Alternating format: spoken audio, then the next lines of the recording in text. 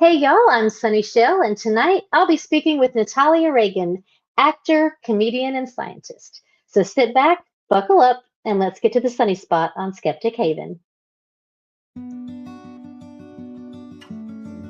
Lay great stress on. It wasn't enough, he said, to enshrine some rights in a constitution or a Bill of Rights. The people had to be educated, and they had to practice their skepticism and their education. Otherwise, we don't run the government. The government runs us. Hey everyone, we're so glad you could join us tonight, and I'm so happy to welcome Natalia Reagan. How are you doing tonight? I'm great. I'm happy to be here. Thanks for having me. Absolutely. I feel like a little starstruck because you've done so much. I watched your video about everything that you've done this past year. I was God. like, wow. I woke up, went to sleep, and had a couple times where I walked and chewed gum at the same time. So, Wow. I, Hey. Honestly, I feel like last year was so hard for so many that it's, I had to kind of write it all down because I can be like everyone, our own worst critic. So, but yeah, I yep. still doesn't feel like enough, right? It's I wild. understand. Believe me. So I want everyone to know that you are an anthropologist, primatologist, actor, producer, writer, host, and comedian. And I am starstruck because you have been a comedy writer and correspondent on Neil deGrasse Tyson's StarTalk. And I absolutely love Neil deGrasse Tyson. And so, first of all, before we get into it, tell me about him. How Oh, is it working with him? he's great. It's so funny. I met him, and first of all, he's a big fan of Starry Night, so he would love your background. Years ago, I played Lady StarTalk. I created a character to go to Comic-Con, and I had a Starry Night fanny pack to correspond with him. But he's great. I met him at a party years ago because I wanted to kind of infiltrate and become a comedy writer for him. And he's, just what you'd expect. What you see is kind of what you get. He's larger than life. He's, endlessly curious. He always has questions. It's funny because sometimes, he would want to tweet about primates and he would run it past me, and be like, hey, I just want to make sure I got this right. And I'd be like, no, let's read to. But like, that's good is, he was asking because he has, I think, tweeted things incorrectly. And of course, um, biology oh god, it was very funny. He tweeted, I think, if there was a species for which sex was painful, it would have long since gone extinct. And of course, all the biologists were like, bed bugs, cats, humans. I mean, let's talk endometriosis. But like, again, we all try to do our best. So he's good at going, okay, I get it. But he's fun. He's a rollicking good time. Yeah, he seems like it. He seems like he would be funny and interesting and all those really cool things. So I'm sorry, I had to bring that in. No. And he That's loves, if you ever see him, he actually really does enjoy being recognized. He's not one of those celebrities that's like, leave me, he does hold court. Like he enjoys it. And I remember riding the subway with him a couple times, and people kind of just sort of looking him up and down, being like, wait a minute. And he, I think he got tickled by that. That's awesome. That's awesome.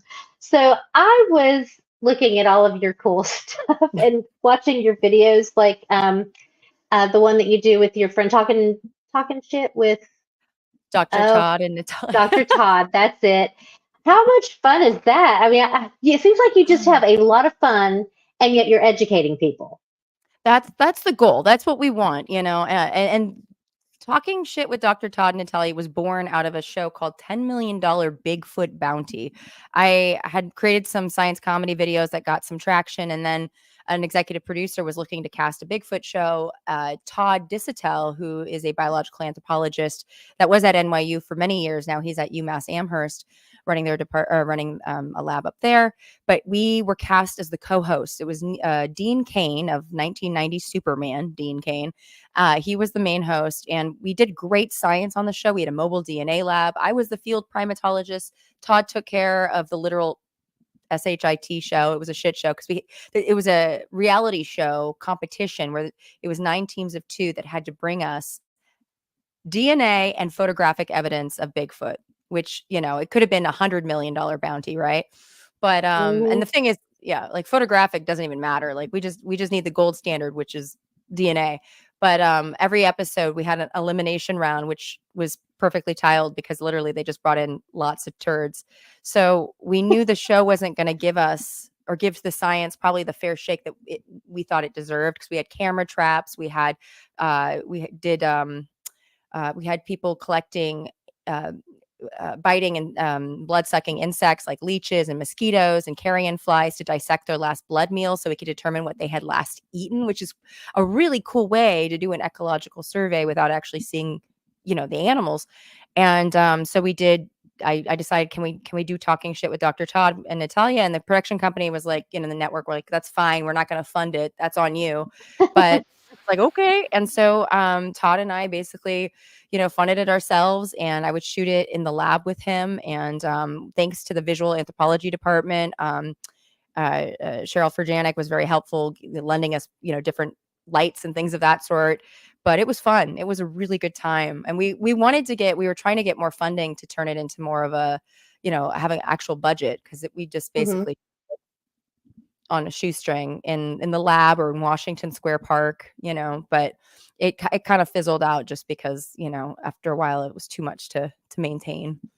Yeah, I understand, but it was fun while it lasted. Yes. Yeah. So the other thing I wanted to talk to you about, which I think was really cool, you did a whole video series on boobs, butts and balls. What Guilty. started that? That's a great question. So I went to school. I studied spider monkeys. I actually just dropped off flyers at my alma mater and ran into my graduate advisor not even 30 minutes ago. So, I had a great time doing that. But when I was wrapping up grad school, I started pitching and developing science comedy TV shows. And a lot of production companies were amused, but also baffled. Like, where is that going to live? Where can we throw that on television? And I kind of got laughed out of a few rooms. And so, and before I was a scientist, I was an actor, and I did comedy then. So I always found the humor in what I did. And I have an unfair advantage studying monkeys. But I started coming up with my own shows, and, when I got heard no so many times, my friend was like, why don't you just make your own content? And this is 2010, beginning of 2011, when we didn't have phones that could just whip something up in 30 minutes. So I had to do like a little skeleton crew shoot in my garage in Burbank, which I still have that apartment. We shot the story of boobs, the best tale ever told, because it was one of those come for the boobs, stay for the science, rope them in with something salacious, but actually teach them about the evolution of bipedalism and Miocene apes, and how a lot of our morphology is shaped by, our locomotion, because it's not just boobs. Then we went on to butts.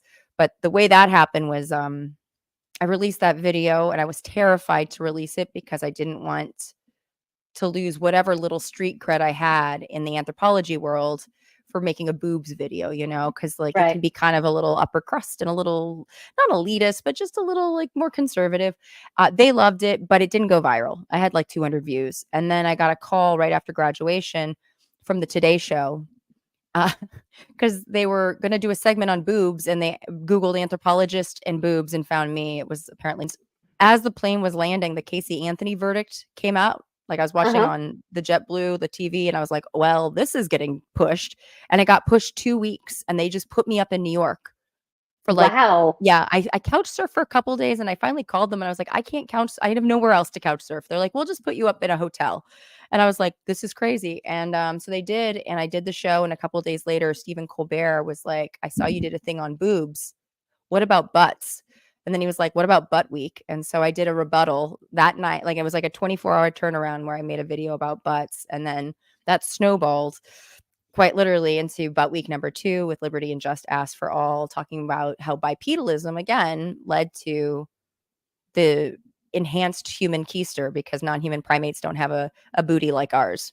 So it was a fun way to kind of talk about the science without being, having a little something sassy, so.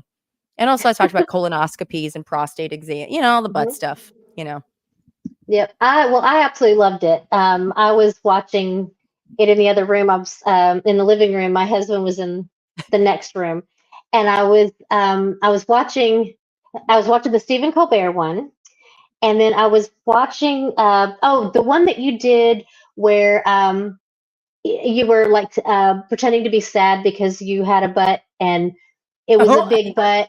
And, but eventually, Sir Mix-a-Lot made you feel at home and like, okay, I have a place now. And my husband comes in like, what are you listening to? This is what I'm preparing for a show. This is very serious. right. This is Yeah. very serious content. That was ridiculous. Oh, I forgot about that. That was that was actually funny enough. I did that right. I think before I went to the Today Show. And then the butt thing happened. Then like the Stephen Colbert thing happened. I was like, well, now I really got to get rearing and ready to go. Got to get behind this. And then Allie Ward, funny enough, if you're familiar with ologies, she is a friend of mine. We've known each other for years. And when she started ologies, she was like, I want to have you on as a primatologist. But she messaged me on Instagram, which I had no idea you could get messages back then. So I missed it. And we finally decided, let's do a thing on butts. And so I did a gluteology, talking all butt stuff, which of course, my poor mom, who's somewhere around here, is like, where did I go wrong? And then balls, because I did a PSA about testicular cancer, because, why not? Yeah, absolutely. I mean, these are important things. They're fun to talk about and they're fun to play with, but they're also important things and we need to take care of them. Yeah. I mean, yeah. And now that I'm an older lady, when I first did the story of boobs, I did play with your boobs as well, but it was before I needed, I was probably 34 when I did it, now I'm 44. So, now I get mammograms, and I did a video about mammograms. I did one, the first time I did one, which was actually in 2021. It was right in the heart of COVID. And I was living in New York at the time. And my friend's mom actually did my ultrasound of my boobs, which was the cutest thing because she was so sweet. She's doing the ultrasound of my titties, and she's like, "You have very cute boobs, very cute boobs." She's like, "You probably don't want me to tell you that. You probably want someone else to tell you that." But it was. I appreciate it. Thank you, Sheila. I'll never forget. That's all. I would take that and like hold on to it. And when I'm having a bad day and I don't feel very pretty, I'd be like, I have very cute tatas. Yes, that's what I would want. Your flap doodles, chef's kiss. Okay, so I'm sorry. I was gonna say, where are you based? Well, so our we're kind of all over the place. I am in North Carolina. I am unfortunately in the ass crack of Trump land.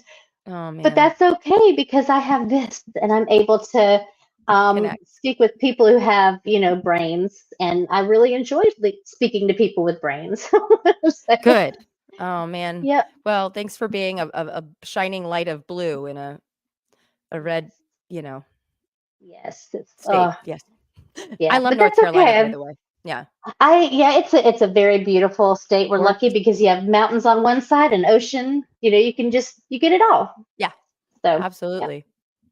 So if anyone in our chat would like to ask questions, remember, just ask them and I'll ask them to our guest and you could be a part of this show in that way. So be sure and ask. And really quickly before we go on, I do have a quick announcement. This Saturday at 3:30 Central on Women Atheist Unload, we will be having our first ever call-in show for that one. And it will be hosted by Alma and Mary Byler. Mary, our wonderful Mary, whom I love, was recently featured on Soft White Underbelly, and it has almost 1 million views. So you've got to check it out if you have not seen it. Check it out. The topic will be the war on women. So once again, that's Women Atheist Unload this Saturday, 3:30 Central. Don't miss it. All right, back to our show. That sounds amazing. Yes, absolutely. Mary is amazing, and I love. She's a former. The name's right out of my head.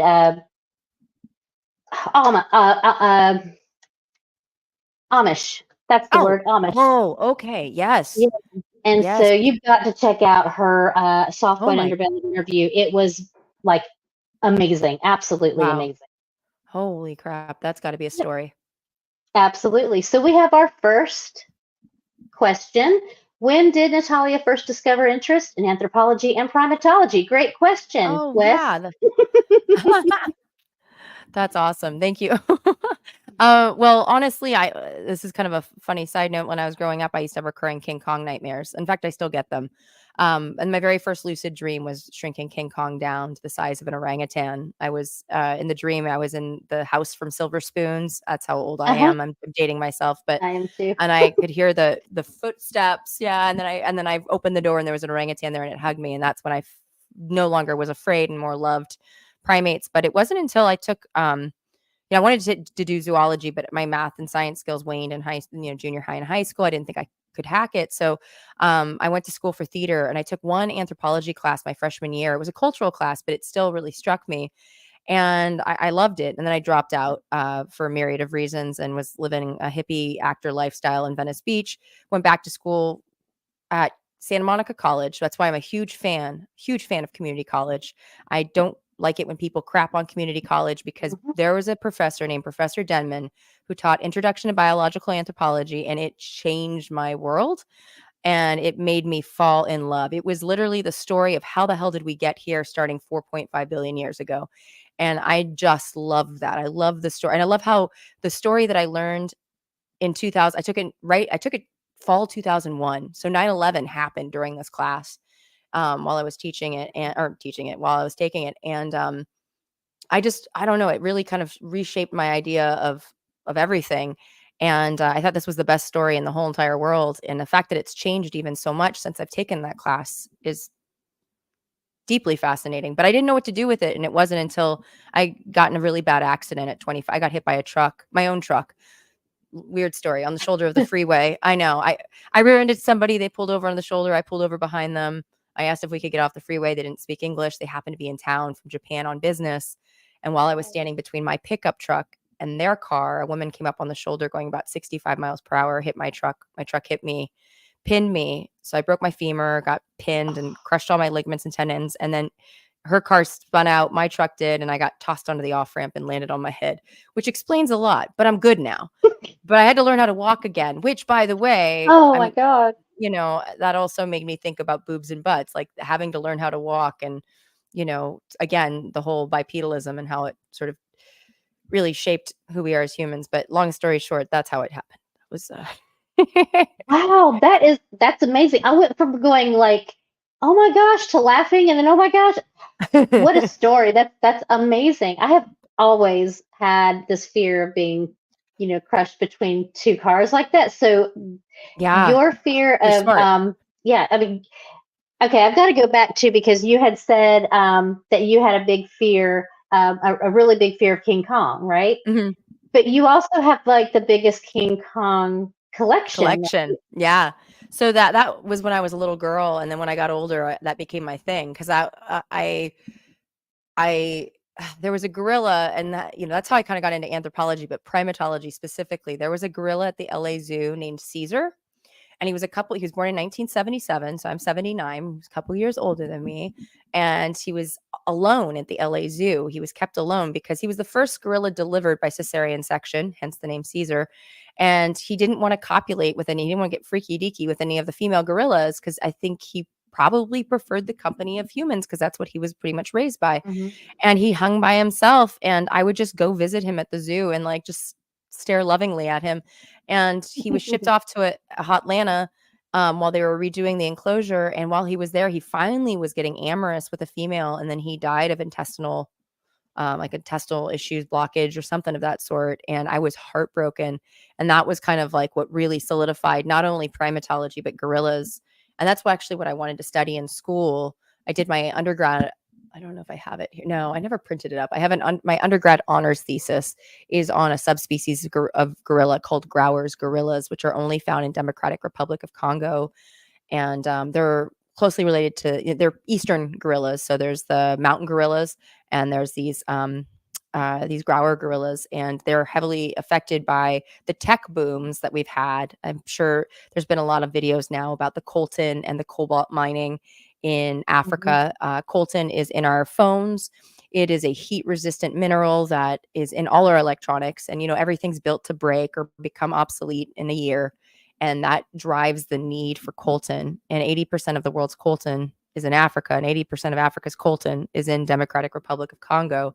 So when the boom happened in like the late 90s and then it busted, first of all, there was deforestation, which ruined their habitat. Then they would turn to bush meat hunting or selling body parts of gorillas to tourists. So, and I'm a big believer that and that's why I wanted to do gorilla conservation or any type of conservation, because I feel like you can't study them if they're gone.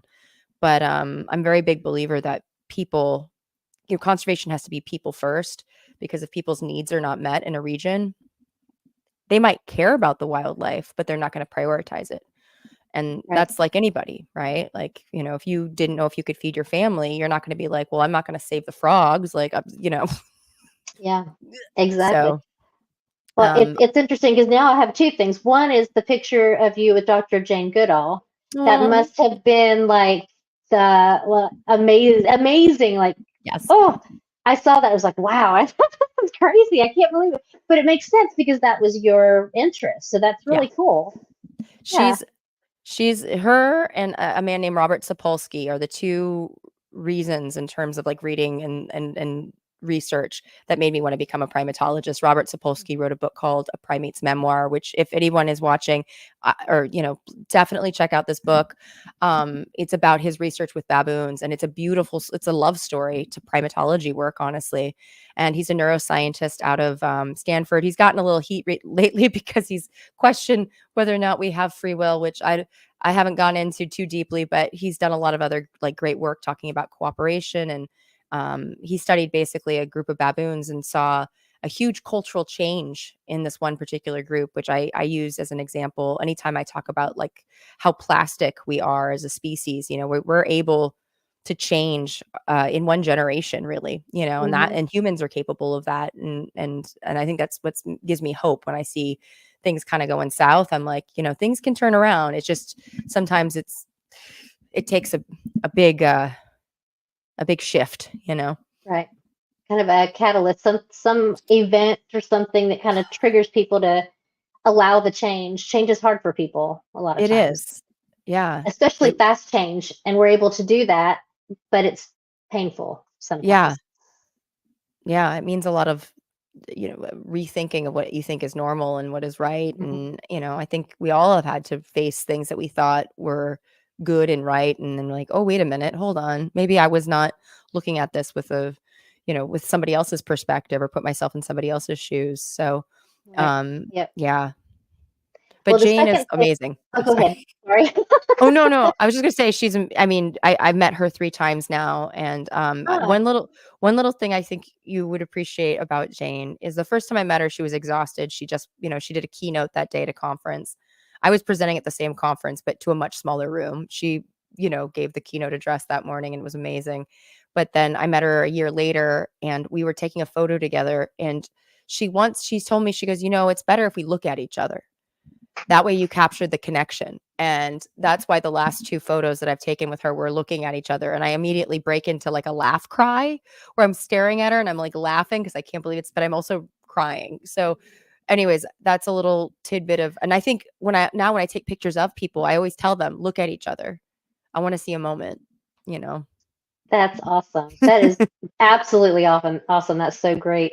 The second thing that what you were talking about made me think about is Africa is like the quintessential place that everybody tries to steal from, in essence.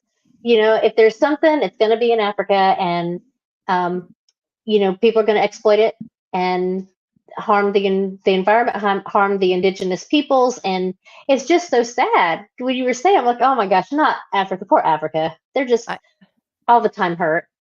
Yeah, and I mean, just even the idea of looking at colonialism across the globe. And that's why, there's people that want to really hold, and this is where it's uncomfortable. I just had the conversation with the chair of my department, who was one of my professors for years. And we were just talking about even like the shift in the biological anthro meetings about repatriation and how to treat indigenous human remains, that it's such an easy thing to do right, and it's such an obvious thing to take care and to like give back remains and to think but it's just the fact that there's pushback, and it's usually I don't want to be it's older white males that are like, I don't like this is the way it's always been done. But Absolutely. the way it's always Yeah, and my challenge to the way it's always been done is one of the coolest things I learned in a cultural anthro seminar was about tradition is never old, it's always new, because you have to continue to choose tradition. You have to continue to choose doing it the way it's always been done. At any point, you could say, I choose not to do the way it's always been done. So it might seem old, but it's as new as the last time somebody chose to do it, you know? So, Mm-hmm. um, yeah, and with the case of Africa, I do see a lot of really great, because I saw someone about conservation projects in Africa. Um, there was the one I was supposed to go to DRC, and I graduated from undergrad in 2008, and I was, hell bent on going to it's called Gorilla CD was the name of the organization, and they were teaching folks how to make compost burning briquettes, because what was a big problem was illegal charcoal harvesting, going into the forest, cutting down the forest, because they had to feed their family, they had to cook, you know what I mean? It's again, needs that need to be met. And so they were trying to build briquettes, and teach folks how to make these briquettes, which would eliminate the need to go and deforest. But the area got really dangerous in the fall of 2008, and I was, told that, yeah, we can't, you're going to stand out too much. We can't have you come on out here. You're going to be a liability. We're going to have to air vac you out, and that's going to cost, an arm and a leg. So, sorry, no. And I was devastated, but at the same time, I got it, but there has been a lot of people first conservation efforts in Africa, especially in Eastern Africa. A lot of the rangers now have been reformed poachers. So people that had, used to be involved in poaching, many of them have been, wanted to do something good and give back. And there was more money, because when you incentivize either reforesting or even, protecting one's wildlife and pay them more than they could get, from poaching, that will change the way people, look at that endeavor. Mm-hmm. Absolutely. So, talking about the conservation attempts, Kathy Human has asked, what conservation attempts have they made for the gorillas there? Yeah, so that one of them was that the compost burning briquettes. Mm-hmm. I know that they're just trying to make sure that they're protected as best as possible. Although, like I mentioned, there was a dude. Ooh, he was not a good dude. His name was General Nakunda. He was a Congolese Tutsi, who was basically at this particular time, and like in the 2010s, leading guerrilla treks, but illegally, like he wasn't part of a organization, and so trying to kind of keep someone like him out of operation. But they've had again a lot of efforts to use guerrilla tourism, but do it in a way that's sustainable and ethically, for instance, not risk zoonotic diseases, because that's one of the things that can happen is when you go meet the mountain gorillas. I had a friend that just did Western lowland gorillas in, where were they? Oh my gosh, I can't remember which country. Gabon, I think they were in Gabon. But they make sure that you don't even have a hint of a cold. They want you to be as healthy as you can be, because if you go out there, you could get them sick. So that's a way to bring in money. I know that they just have a lot of efforts where the locals are absolutely involved and are running them. There's a book, Dr. Gladys, if you could look her up, she just came out with a book about her life, basically treating the mountain gorillas and taking care of them. And so there's just been a lot of, work to conserve. But DRC, like I said, Grauer's gorillas are in a really tight bind, because they're in one of the more dangerous parts of the world, where, like at least with the mountain gorillas, you've got Uganda, Rwanda, DRC come together, Virunga National Park. And you have a little bit more protection there. And there's a man named Emmanuel de Merode, who's he's actually, oh my goodness, forgive me, I think he's Belgian. I should know this. He's like royalty. He's actually like he's not a prince, but maybe he is a prince. I mean, he's something. He's royalty, and he's actually the head ranger there. But he's been kidnapped before, and thank goodness survived. Wow. But yeah, so they're constantly working on different projects. But I'm not 100% sure what exactly is going on now. And one of the other things about conservation is people doing studies down there. Behavioral studies kind of act as conservation only because when you have people on the ground, those are eyes on the ground, and people are less likely to do things to harm the animals, or do something illegal. So that is the upside to having behavioral studies ongoing. So Kat also has a follow-up question, Mhm. and you may not know this, but what type of laws do they have against poaching? I do know it's illegal. I don't know what exactly, the recourse is. So that's a great question. I can look more into it and follow up if you want. Yeah, I'm happy that's a to great do question. that. Yeah, no, it is. I know that my dad has told me stories because he spent some time in Africa of folks that would take it into their own hands and kill poachers, if they caught them on their land. Because and this is more, I think, in Zimbabwe, so it's more savannas and things of that sort. But yeah, it's in 2007, was it 2008? It was, I think, 2008. This was tragic. There's a National Geographic with the cover of it. It broke me when I saw this. It was, I think they killed 4 mountain gorillas, possibly a few more, and they just killed them and left them as if just delivering a message, which, they did not take them to eat. They did not take them to, you know what I mean? It was just sending a message. And it was one of the most disgusting things I've ever seen. And it just broke my heart. And that is the kind of stuff that, they have to constantly combat. And, and a lot of it's education, starting young and giving them viable options to work in conservation. That's awesome. Anytime you can start Yeah. Teaching kids the right way to to help the Yeah. world. Here's another question. Now, this goes back to your spider monkey history. Yeah. Can you tell us about your graduate work and essay on spider monkeys, and what did you do when you caught them? First of all, I didn't catch them. Yeah, so I actually worked in Central America. I worked in Panama. I did primate field school, which is actually a thing where you go and learn how to chase monkeys and put together a research project. I did that in Costa Rica in winter 2008, 2009, and then I went to graduate school. And my grad advisor, I just saw, a little bit ago, she studied spider monkeys on BCI, which is Barro, Colorado Island in the middle of the Panama Canal. When they created the Panama Canal in the early 1900s, they flooded they created this Lake Gatun, and basically BCI is a mountain, but now an island because, of this lake. And so I actually did my preliminary field work there to get to know spider monkeys, and they're incredibly fast. They're very wily. I was in the best shape of my life. I fell uphill, I fell downhill, I fell in love. I called myself the Jack Tripper of primatology because of my accident. I'm missing a muscle responsible for balance in my leg, so I did fall a lot. But Oh, wow. I actually so I had to pivot from mountain gorillas, or not mountain, but Growers gorillas. Because in 2008 I was going to go there, and then I had taken a class with Dr. Christina Campbell from Cal State Northridge, and she'd worked with spider monkeys. I said, and she was like, "I'd love to work with you," and I was like, "I'd love to work with you, but I want to work in conservation." And she goes, "You're just in luck. I got reached out to by a woman who is starting an organization called the Azuero Earth Project. It's now called I think it's Pro Eco Azuero."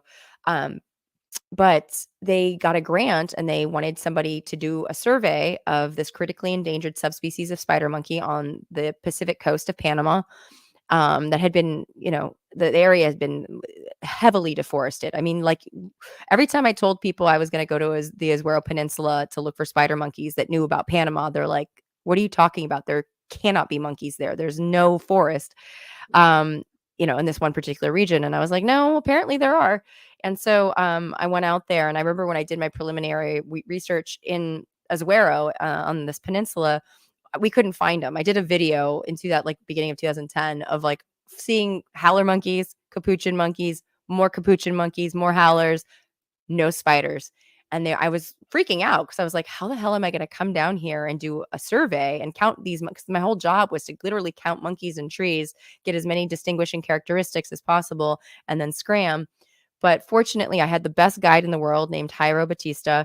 I thought I spoke really great Spanish when I moved down there, and I was wrong. And he didn't speak any English, and so we would fight all the time. And he would yell at me in Spanish. I'd yell at him, like by fight, we were bickering. We loved each other so much, and we're still close. And I loved him. I just think the world of him. And, you know, I used to joke, I don't know how he would find all the things that I would like, everything that was on my body would drop off. Cameras, like chapstick, water bottle, like he would find everything. I don't know, like what he's got, like a mental GPS.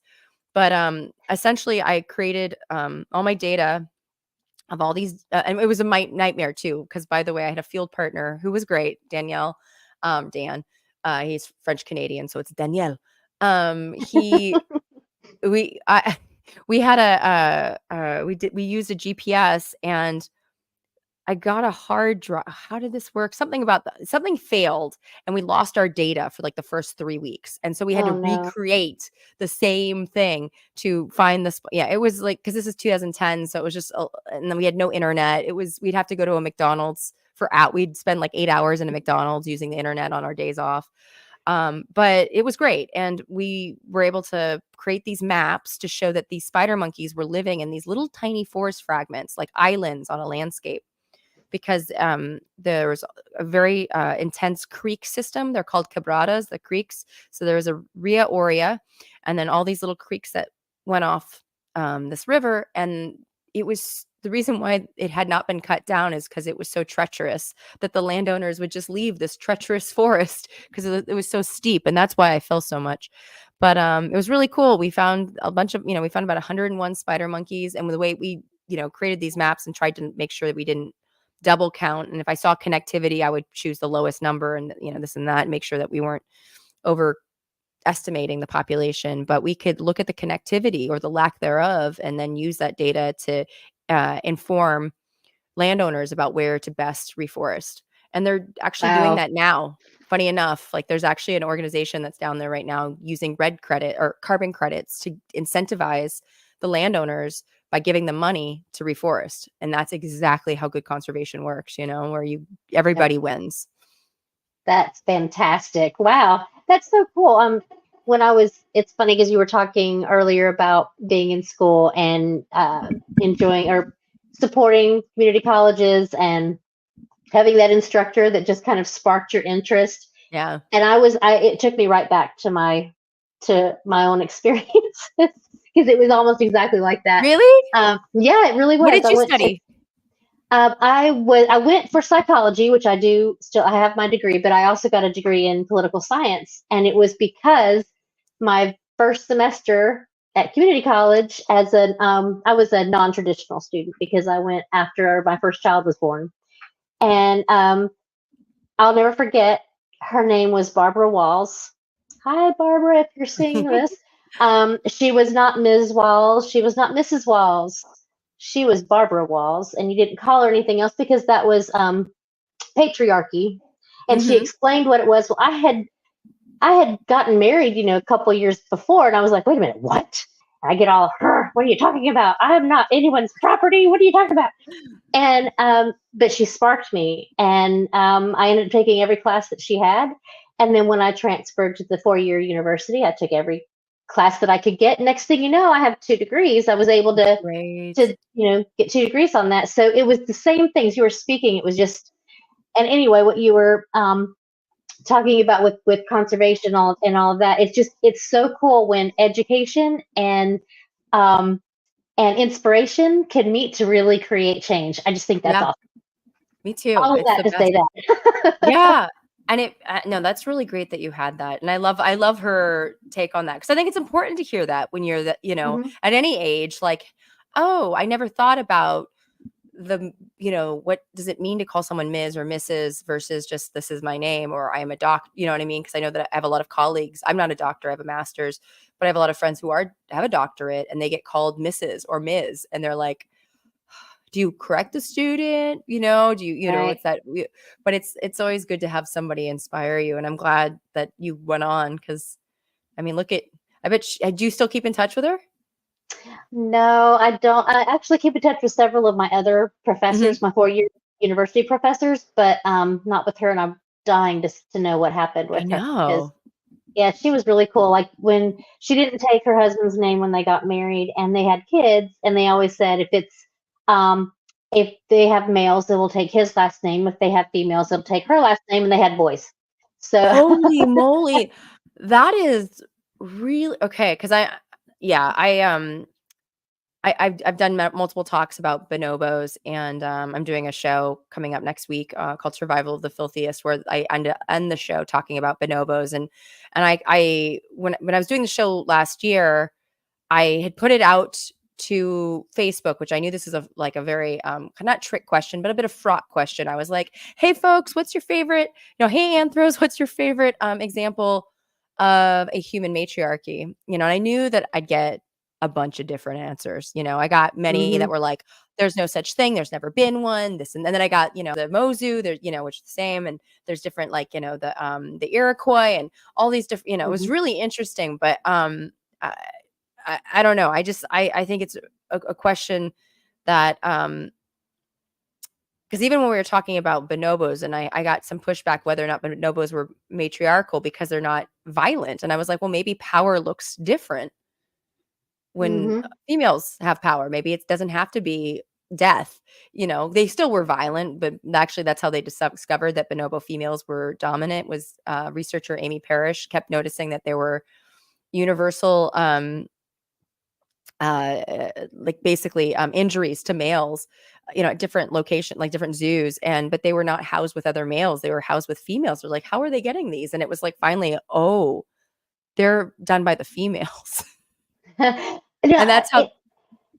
That's so crazy. Now bonobos, I can't remember if I'm correct on this or not, but as you were speaking about it being a matriarchal type of a, I almost said society. I don't know if that's the right term or not. Yeah, that's fine. But, that works. I remember hearing sometime that they're also very sexual, like they deal with conflict through sex. Absolutely. You're right. Yeah. And that's why I do a whole bit about this. I do stand-up comedy, and I do a bit about bonobos being, they're called pan-peniscus. That's their scientific term, but they should be pan-promiscuous because that is how they deal with all conflict. Chimpanzees like to fight it out. Bonobos like to fork it out. And it's not just males and females. Females will do a thing called GG rubbing, where they rub their water closets together, primate scissoring. And then males will do penis fencing, which is just the scientific term for sword fights. And Billy Joel didn't they said we started the fire, but I'm pretty sure it was bonobos rubbing their tummy sticks together. But there's a lot of sexual activity. And I would get back when I was on dating apps, I'd get these messages from dudes saying like, "Hey, so you're a primatologist, do you know about bonobos?" Which is like, okay, how stupid do you think I am? But also I get what you're trying to say. But then I would have to inform them, if you want to be like bonobos, you should know that they are female dominant. The ladies run the show. They're like the entire cast of Golden Girls, except every last one of them is Blanche Devereaux.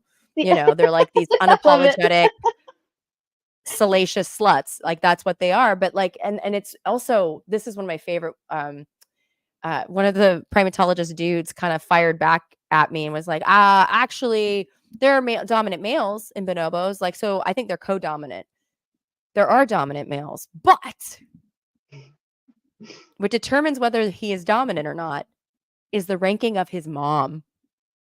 So it still comes down. Yeah. So if a high ranking female has a son, he will be higher ranking based on, so, and poor Amy Parrish, who, wow, I had a wonderful interview with her last year. She's amazing. She published these results in 1996, and a lot of people didn't like them. And by a lot of people, I mean men. And they pushed back, and I know. And they said it was not female dominance. Get this. It was male deference. The males were letting the ladies think they were in charge. Of course. It's, that just goes to show the fragile male ego. Like they can't even think about another species where the female, I swear.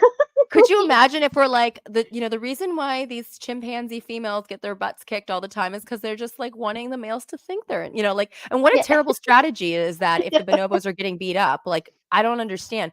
So, and it's really interesting, even the females, because usually what determines the bonds within a group is who stays in the group. Like, for instance, baboons, baboons are matrilocal, so the males disperse. A lot of species are matrilocal, so the males will disperse, the females will stay. So there's strong bonds there. Males will go to a new group, and they don't have, it's like going to a new town when you're 16 years old, right? You don't have childhood memories with Steve, Bob, and Alan, right? So with bonobos and chimps, they're both patrilocal. The males stay, the females disperse. So it would make sense that the males would have these tight bonds and they would be the one bossing people around. But what the females do when a young female joins a new group, I love this. She finds like the oldest, most dominant female in the group, gives her the first, or the best 2 weeks of her life, shows her, all the fireworks, and then she's in. Then she's good, right? That is how they kind of solidify their spot in a group. So, and they also control access to food. So males will oftentimes exchange le sex for le food. So, Yes. anyways, yeah. We kind of do that a little bit, as humans.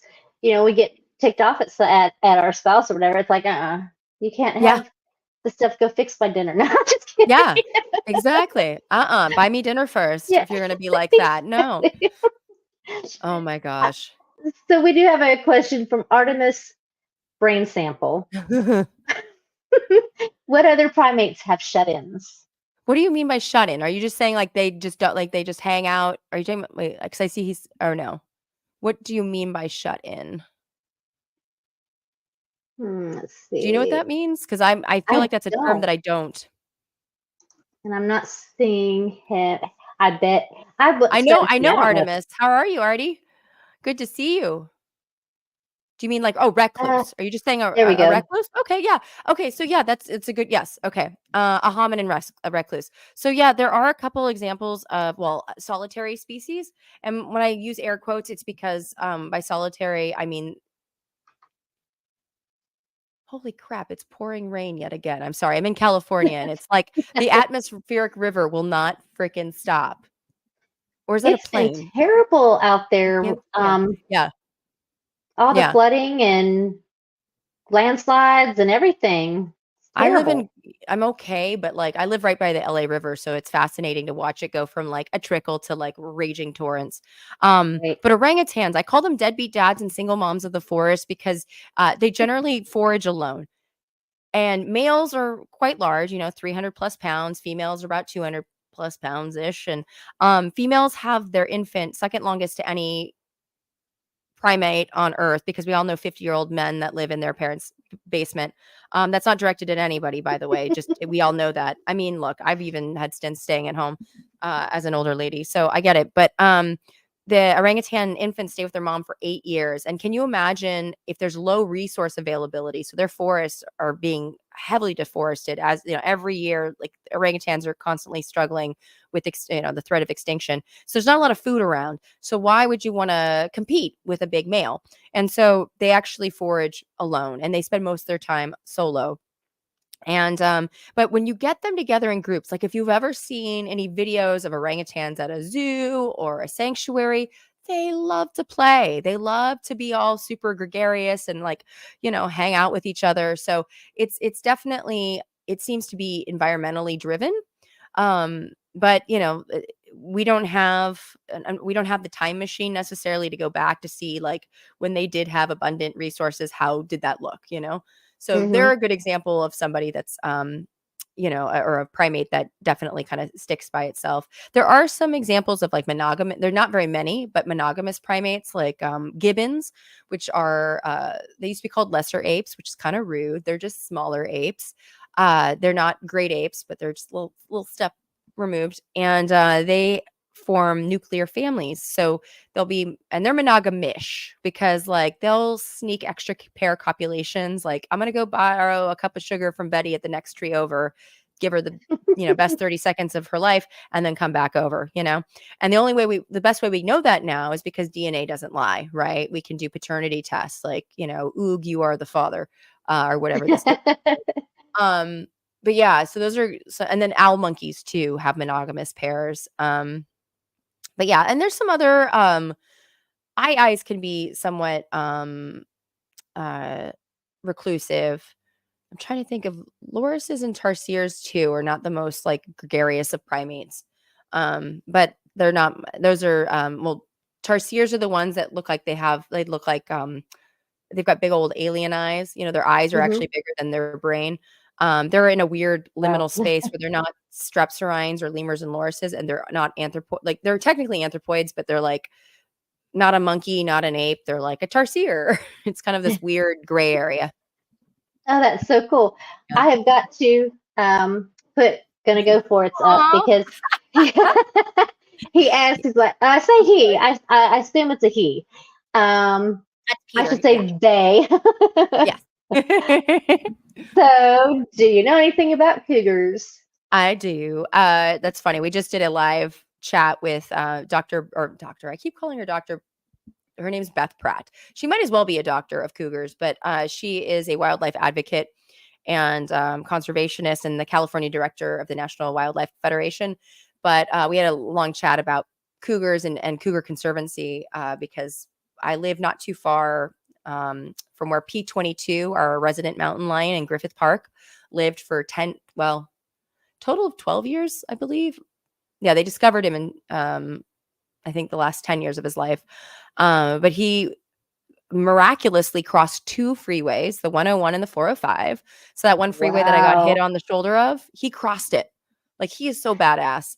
And he made this trek to Griffith Park, which is surrounded, so like it's surrounded by freeways, like a spider web of freeways. It's surrounded by like celebrity homes. It's Wow. like it's kind of fancy town, like where, and I'm kind of on the I'm near Warner Brothers, so I'm like on the kind of a little bit on the edge of it, off a bit. But it was great because, he survived for a really long time off of the deer, and he'd eat raccoons. He would eat, rabbits and things of that sort. He did eat a koala bear at the LA Oh Zoo, my which is gosh. kind of, yeah. Does that qualify as a snack? It's terrible. It's terrible. But his name was was it Killarney? Yeah, he was. And the LA Zoo, the crazy thing is the LA Zoo didn't get mad. They didn't like order him to get killed. They were like, sorry, our bad. We should have had higher fence, you Yeah. know? And that was how they handled it. But he was this beautiful mountain lion. And they usually have typically very large home ranges. The sad thing is he probably died a virgin, because there was no Yeah. access to ladies, So Beth Pratt, who is pretty much the only reason, if any, I mean, there's a few other people that were huge advocates, but she was like the loudest, most vocal advocate. And she's just so lovely and hilarious and just a warm human that I think her enthusiasm is so contagious. It got so many people into P22, but when he got very sick, he got hit by a car in the end. He was old. 12 is very old for a mountain lion because usually they die, by 10 in the wild because you fight with other big cats, right? You're having these territorial little punch ups. He didn't have that. The worst he had was with a car. And but she got to say goodbye to him. They let her come in and say her final goodbyes, which is one of the most heart-wrenching things. But I'm just so glad because somebody who gave so much of her time and life to his protection. And also there's a wildlife crossing being built over the 101 freeway here. That's great. Yeah, it's the biggest wildlife crossing in the world. So it's going to be Wow. giant. Yeah. Yeah. So check that out. I love those Anthropology things. book. Several other countries that do that regularly, and it seems like the United States should be leading in that, but of Yeah. course we don't. I know. So Oh we yeah. have a little less than 10 minutes left, and I think this is a great final question. Okay. So can you tell us about your future trip to Madagascar to see lemurs, and how would we go if we had the money? Good question. So yeah, I am leading a trip to Madagascar. It is 9 days, 4 different cities.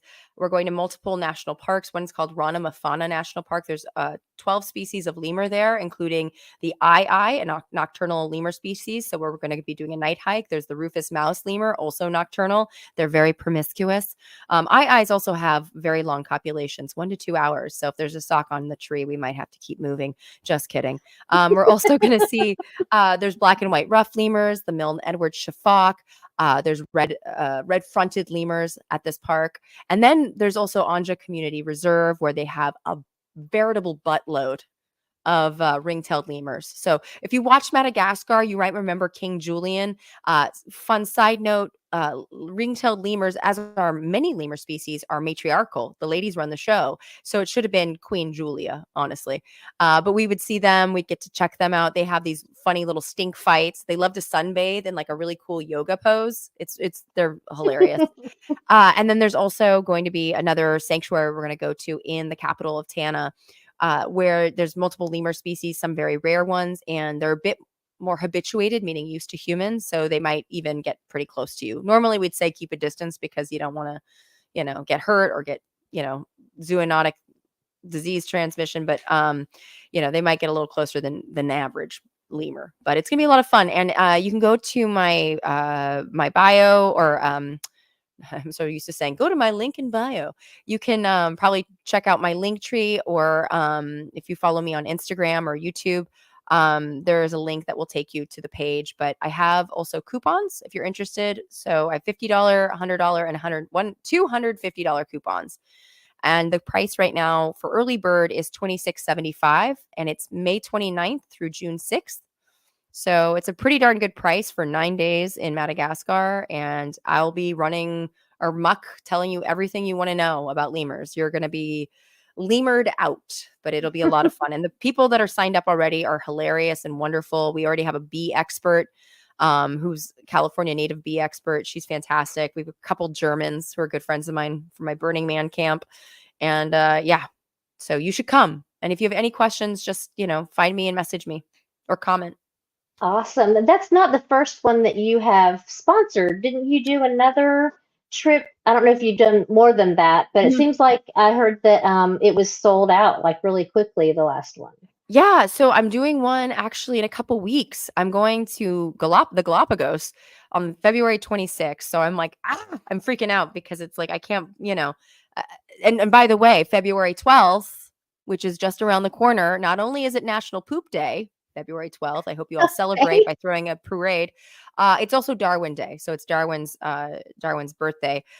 He is dead, so we will not be partying. But I can't believe I'm going to go to the Galapagos to see where Darwin came, kind of solidified the theory of evolution by natural selection. So that sold out in 10 days. And then, we've even had a bunch, like 4 people to drop out because of work. They immediately filled back up. So, it's going to be a really fun trip. And so definitely tune in. If you're on Instagram, I and YouTube, I will be posting a bunch of footage of, the marine iguanas, the blue-footed boobies, the Galapagos tortoises, flamingos, you name it. We'll behold it. That's so cool. Y'all are gonna have so much fun. I'm a little jealous. I have 5 kids, and my youngest are graduating high school. What? And so they're going to be, gonna have 3 in college very soon. So I can't afford to do anything other than scrape by and eat.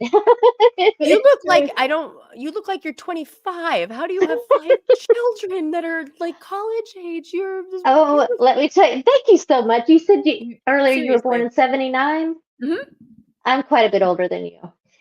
I would never in a million years think that. I was like, I can't believe you were saying it shows my age, and I'm like, oh my God. I'm so old. No. I mean, I like getting older because I think it's more. I'd like to think I know more, but I do. I like being older. I'm okay with it. I have more experience, and older women make good lovers anyway, right? So there you go. Yes, absolutely. That's the way that works. So, and one thing I have to ask you: when you go on your trip, are you taking your banana suit with you? Oh my God, of course. I'm actually, I'm about to order a new banana suit because the last one, when I did the SAG strike, because I was a Screen Actors Guild member for 27 years now, I wore a banana suit on the picket line for like 40 days in a row. And I had people sign it. Yeah. That's great. Y'all have got to check out her videos because I had so much fun prepping for this. It was just an amazing, wonderful time. It really was. Thank you, Artemis Brain Sample. Thank you. $10 good. Very good. Very good. Thank you so much. You're awesome. We really appreciate you. Thank you, Sonny. You're great. Oh, well, thank you. If you guys like this type of show, because I love doing this show, and if you like that, consider helping us out. You can do something simple by just liking, subscribing, all those good things, hit the bell. But if you would like to help us on a deeper way, because we are trying to become a 501c3, consider being a patron. So I want to thank our current patrons: Eric Ozols, Rion, Deneen Murphy, Dandy, Michael Wiseman, Kathy Cotton, Cindy Plaza, me, Aaron Coalson, Phil Calderone, Amanda McLeod, and Logan Fisher. I would like us to have so many patrons that I can't do that anymore. That we just let it scroll on the bottom and I don't say anything, because otherwise I'd be here for half an hour. So come on, guys, let's get some more patrons going. We really are very close to becoming a 501c3. We're like that close. So help us out. It takes money to do that. In the meantime, don't forget to check out our other shows on Skeptic Haven. We have Thursdays, of course, with the Sunny Spot. We have Saturdays with the Global Atheist, and that's an awesome show because you get to see atheists from all over the world. It's awesome. And then, of course, our Women Atheist Unload. Remember, this Saturday, 3:30 Central, War on Women with Alma and Mary Byler. You don't want to miss it. And then on Sunday, our call-in show, Let's Talk, which we love that show. So there's something for everybody. In the meantime, everyone, until we see you again, always remember to think critically. Good night, everybody. The colors and the flower evolved in order to attract insects to pollinate it is interesting. It means that insects can see the color. It adds a question. Does this aesthetic sense also exist in the lower forms? Why is it aesthetic? All kinds of interesting questions which the science knowledge only adds to the excitement, the mystery, and the awe of a flower. It only adds. I don't understand how it subtracts. The equation E is equal mc squared